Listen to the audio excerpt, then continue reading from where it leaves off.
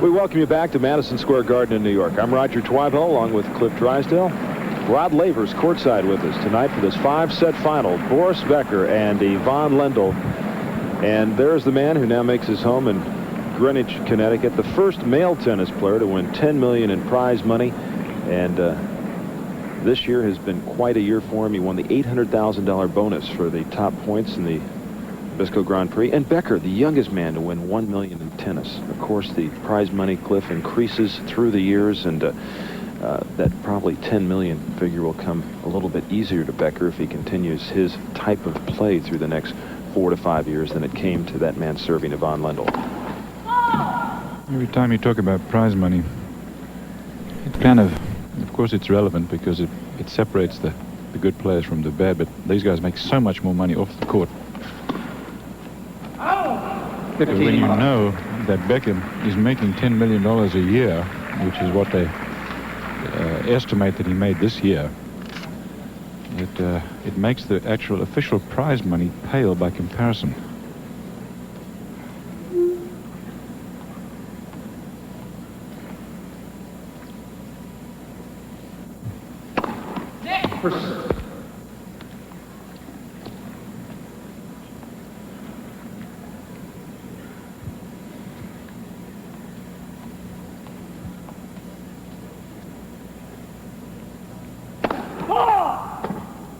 I always ask Bruce Devlin, who I do golf with, when we talk about money, what his biggest prize winning year was.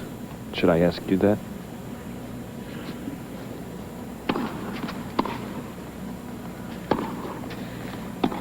Or is that a no comment? After this.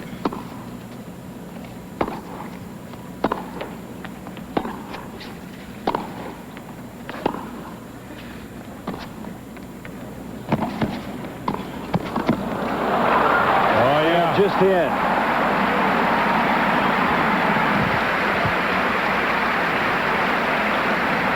Good stretch here from Ivan Lendl. Now he's very much in a defensive position. The drop shot to try to get him into the net. Well, he got into the net and he stretched for that volley. And as you saw, it was just about as well played as it could be under the circumstances. $23,000 was the biggest single prize money check I ever got. One tournament.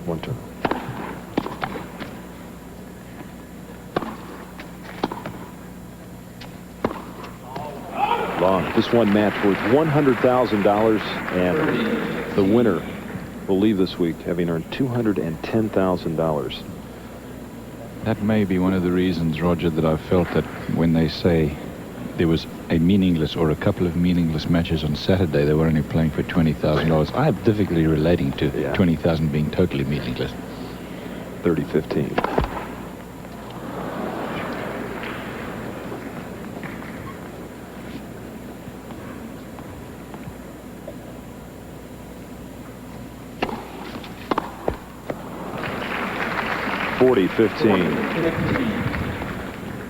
Becker has still not made any impression on Lendl's serve. Look at this, Cliff. 73% of all backcourt points to Lendl. Becker just 22. Coming in, Lendl had won 52% of his backcourt points, and Becker 45.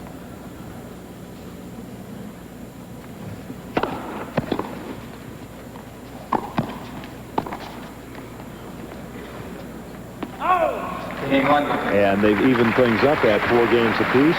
This was the point in the first set, Lendl against Wielander and Becker against Edberg, the 9th game in the semis where the break occurred on both sides. In favor of the two boys who are right there now. That's exactly right. And that's why I said that the first set, both first set yesterday were relatively close, and then both of these boys ran away from it respectively against who they were playing. But the stat that you just brought up about the backcourt points won, of course, is an important one because of what we're saying, and that is that if they both stay back, then Lendl is in the driver's seat, and Becker has surely got to realize that.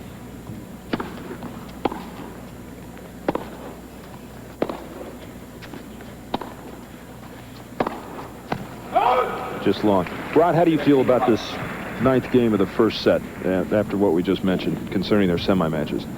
Well, I think, Boris, that last game against Ivan serve Yeah, I think he was very careless. He's either trying too hard or too little. He's not quite, in sync with any returns.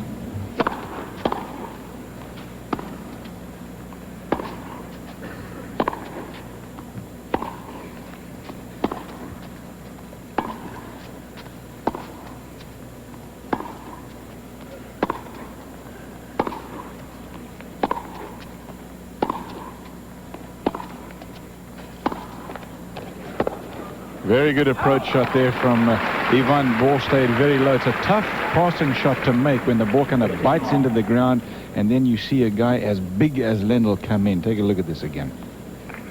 This one here, he really got underneath that ball. A little bit of tape help, and then Becker having to try to pass him. Tough assignment, 15 all.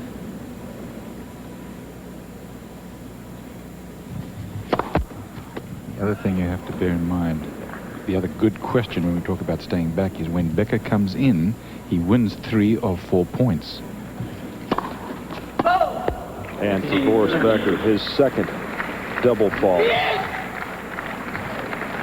15-30. A little scream of frustration from him. And Rod, did you see him look there behind you? He's looking at Günter Bosch, I think. Yeah, he's very frustrated at the moment.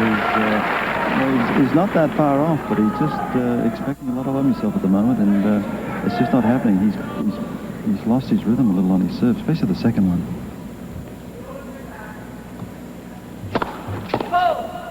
Well, when he has been down before in this set, he's been able to serve his way out of it.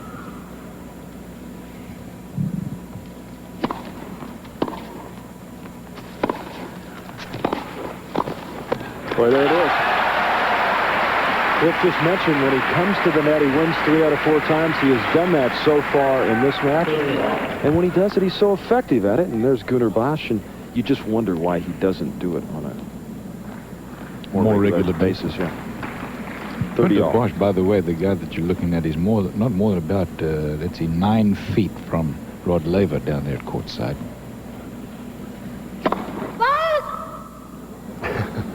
The lines person there. You got to be careful when Becker's serving.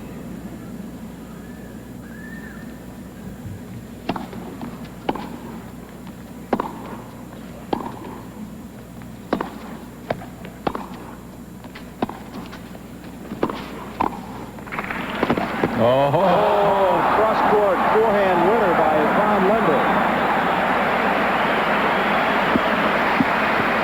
take a look at this angle here. What do? You play the perfect tennis point. Take a look at this. Now, if you're in Becker's shoes here, you've got to say the guy's going to go down the line. But he hooked it cross-court a la John McEnroe, who's the other player in the world, or the one player in the world who can do that better than anybody. And, of course, Becker was nowhere near it. In the third game, Becker staved off 4 break points to Lendl. It was the 9th game of the first set when Becker broke Edberg and Lendl broke Wielander.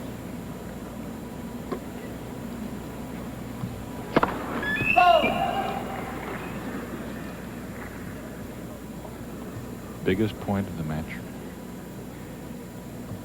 And a double fall to his third, and Ivan Lendl breaks Boris Becker in the 9th game of the first set. The asterisk means that Lendl has broken Becker. We'll be back to Madison Square Garden after this.